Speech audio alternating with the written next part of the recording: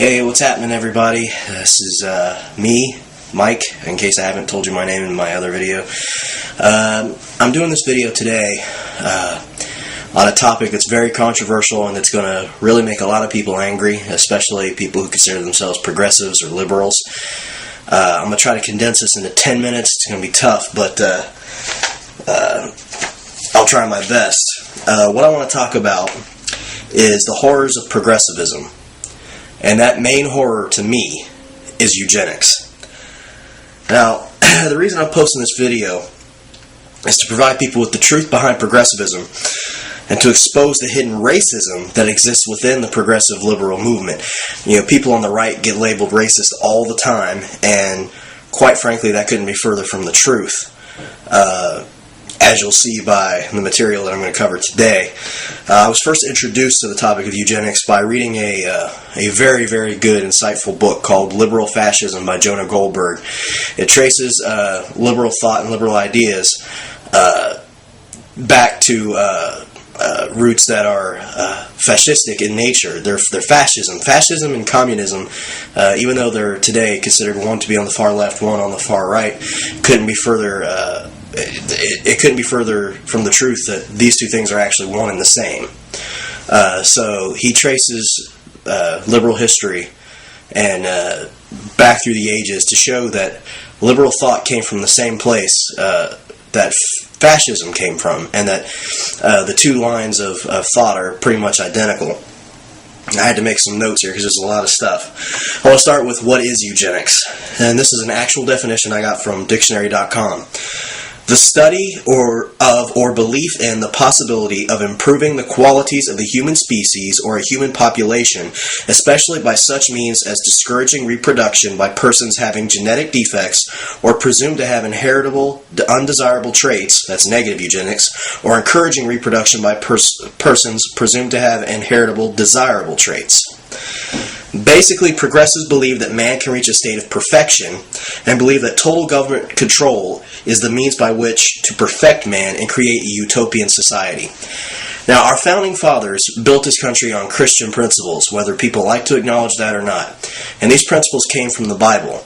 And the Bible believes that man is totally depraved, meaning that there's no part of his personhood, whether it be personality, body, whatever, mind, thought, that's not corrupted or touched by sin.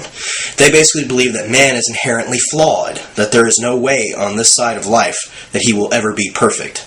So, in light of that belief, they didn't want to be ruled by a man because they believed that man was flawed and infallible, imperfect, and had tendencies to become a dictator or an absolute authoritarian person who stripped people of their rights and did horrible atrocities. So they wanted to be a nation ruled by law, not by men. Whereas progressives like Barack Obama, Nancy Pelosi, Woodrow Wilson, and the like all believe that man could be perfected.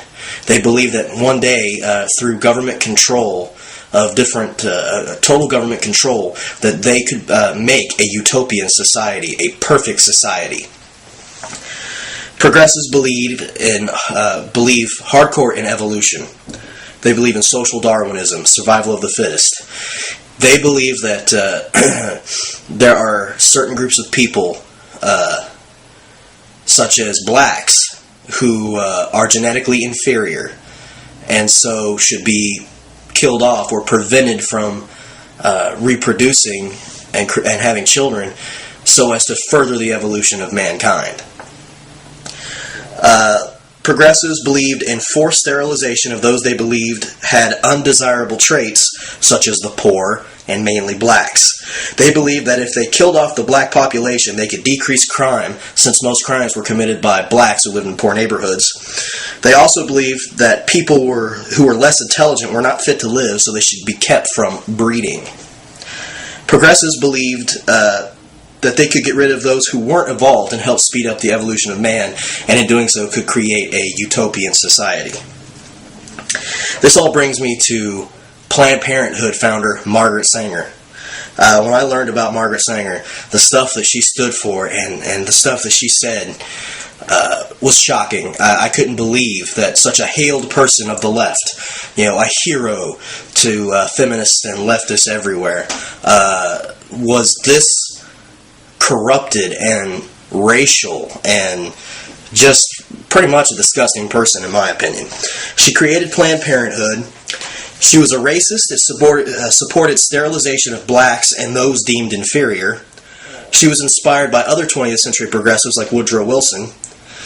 She created Planned Parenthood, and instead of supporting abortion outright, which society at that time did not deem acceptable, or sterilization, she recommended that women instead use condoms to prevent having children, and she put this all under the guise of women should be free sexually and should basically be able to express themselves sexually without the burdensome worry of having children. So you see what she thought of the family unit.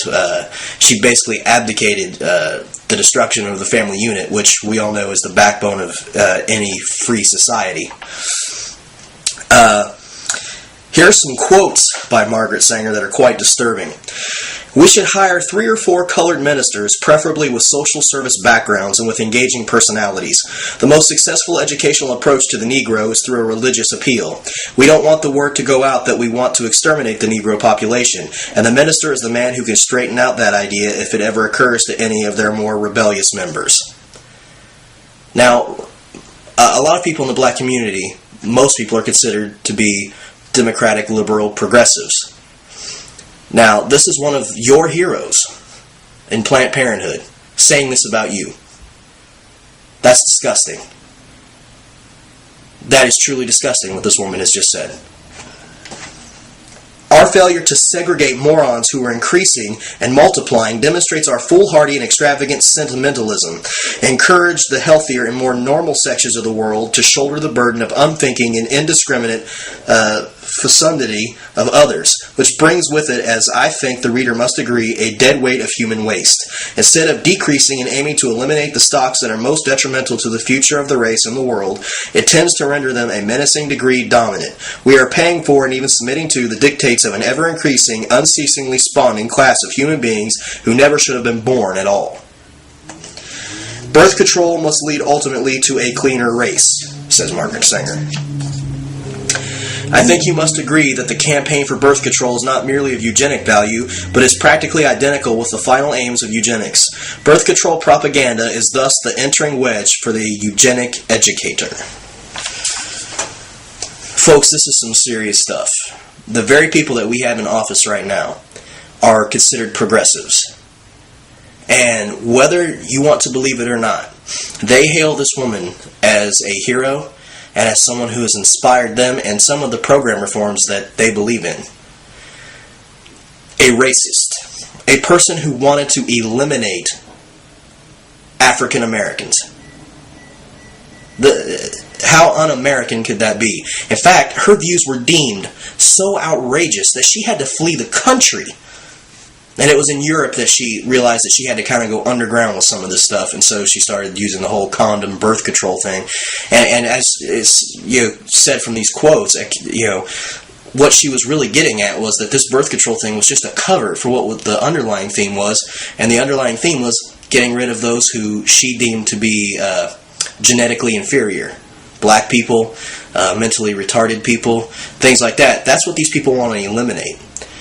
So I urge you to really learn and understand progressivism, to really get a knowledge of what progressivism is, and to pick up that book, Liberal Fascism, and to really learn and know your history so that you know what your current administration believes. Now, that doesn't mean that they're all Nazis going out killing people, because Hitler believed in eugenics, obviously. But I'm not saying that. They're not crazy killing people or anything like that. I'm not saying they'd even think about it, but just know what you believe and know what the belief system of others is, so that you can have a more well-rounded understanding of what's going on in your country, and so that you can stand up and do something about it. Education is key. Peace.